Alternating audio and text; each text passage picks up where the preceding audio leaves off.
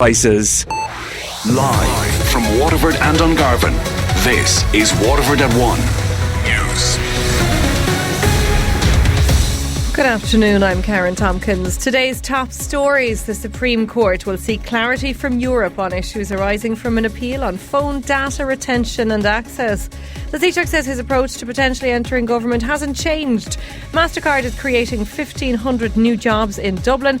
And in sport, Waterford FC take on Shamrock Rovers in the RSC at 7 o'clock tonight. The Supreme Court is planning to seek clarity from Europe on issues arising from an appeal on phone data retention and access.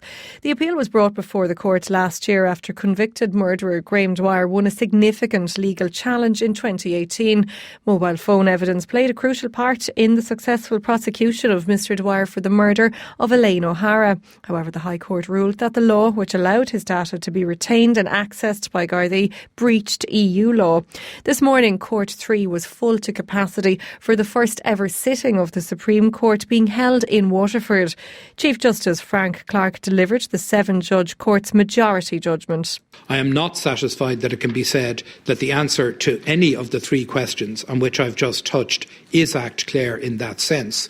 And in those circumstances, it seems to me, and I so propose, that this court should make a reference on those issues to the Court of Justice under Article 267 of the Treaty on the Functioning of the European Union. 5 other Supreme Court judges agreed with the Chief Justice. However, Mr Justice Peter Charlton dissented and found that the issues involved in the case were for national court to decide. Firstly, the inert retention of data is part of Irish law. It is only ever retrieved in the context of serious criminal investigations and only then on the basis of reasonable suspicion. Because of the way crimes are committed, the notion of having a reasonable suspicion before a crime is committed and of keeping people under surveillance can only help in a tiny minority of cases. Members of the legal profession, including local judges, solicitors and court staff, were joined in the gallery by law students and members of the public this morning. President of the Waterford Law Society, Frank Halley, gave his reaction to the judgment. Yeah, we don't have an answer. It's been kicked to touch, so to speak. But for the implications of the judgment, I think, were so overwhelming and would have such an effect on other criminal matters that have already been completed. It was a masterstroke to get them to at least discuss that matter here in Waterford. So we still don't know where we are. Leo Varadkar says his approach to potentially entering government hasn't changed ahead of his meeting with Micheál Martin tomorrow. Fine Gael would prefer to head to the opposition benches, but the Taoiseach has said his party is open to entering government if there's no other options but a second election. The Green Party is meeting with Sinn Féin today ahead of a public rally organised by Mary Lou MacDonald's party tonight in Cork. Leo Varadkar says heading into this week his approach to things has not changed. It doesn't at this stage. Fine Gael is preparing for opposition, but as we said last week, we'd be willing to engage in exploratory talks with any party that wants to speak to us. So that's happening with Fianna Fáil and the Greens this week. Labour have their own issues and don't want to talk, and Social Democrats cancelled the meeting we offered them. So really it's just exploratory discussions at this point with Fianna Fáil and the Greens this week. University Hospital Waterford will not take new urology referrals outside of Waterford for 6 months. The hospital sent a letter to GPs in Kilkenny, Tipperary, Wexford and Carlow last Friday informing them of the decision. The 6-month-long block is to help reduce wait times. At the end of last month, 1,015 people were on the inpatient and day case list at the hospital, making it longer than anywhere else in the country for urology procedures. Dr Austin Byrne is a GP at Tramore Medical Centre. If I have a man in here today with urinary difficulty and he needs to see a urologist and I refer him to the list, he's lucky if he's seen within 8 years. And the problem is the list is growing quicker than it can be seen. So the 7 or 8 year figure refers to the patient referred 7 or 8 years ago, and we actually don't know what the current realistic wait is for someone who's referred. It's a case to say it may well not happen in the patient's life, because most older gentlemen with urinary flow difficulties probably don't have a life expectancy, of more than 15 years. Waterford TD David Cullinan says the referral ban will pose challenges for GPs. If a GP is going to the trouble of referring a patient to see a consultant in a hospital is because they want something checked. And obviously, I accept a decision was taken by hospital management because they don't want people waiting 3, 4 and 5 years to see a consultant. The problem is now, where are these patients going to be referred to? We know that a similar problem is in place in Cork. They have capacity issues as well, so it's not clear exactly where those patients will be referred to. And I think that will be a challenge for GPs as they look now to refer patients elsewhere outside of the region. Mastercard is more than tripling its workforce in Dublin. The financial services firm has announced that it's to create 1,500 new jobs over the next 3 to 5 years. The company, which currently employs over 650 people here, is looking to hire people with software skills who want to work on cutting-edge technology projects. Ken Moore from Mastercard says the company has taken the housing crisis into account when choosing its new location in Leopardstown. It's got very strong commuting links into the city centre, but also easy access both through the M50 but even out into the wider Dublin area. Many of our existing staff actually commute to work from outside of Dublin, and that allows us to manage the issues that may exist around housing a little bit more. One of the longest serving tech companies in the South East has been nominated for the Best Small Business at the Waterford Business Awards. This year, DataWorks celebrates its 25th anniversary, helping life science companies to deliver better outcomes through digital transformation. CTO Brian Robinson says that with the South East established as a tech hub, recruitment can sometimes be challenging.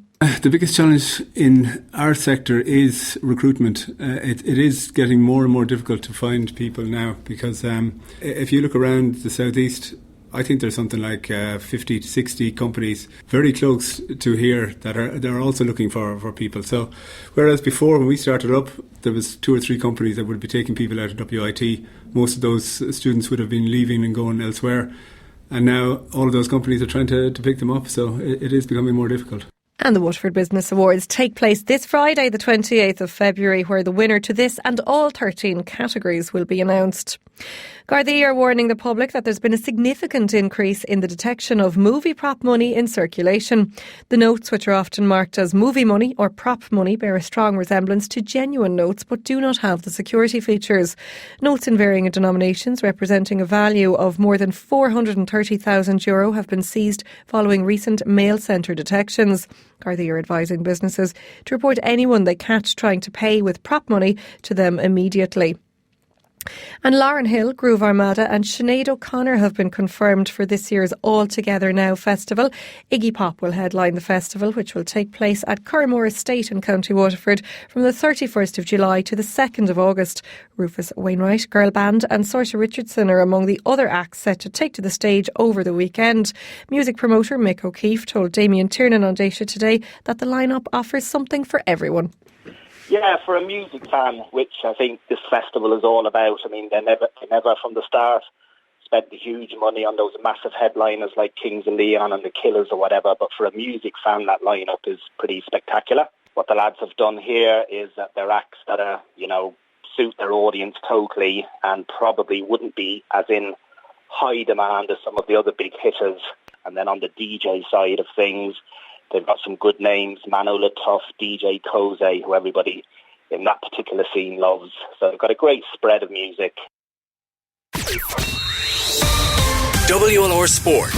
With thanks to the Waterford Viking Marathon. Register now at waterfordvikingmarathon.com. Good afternoon, I'm Liz Reddy. Waterford FC take on Shamrock Rovers in the RSC at 7pm tonight.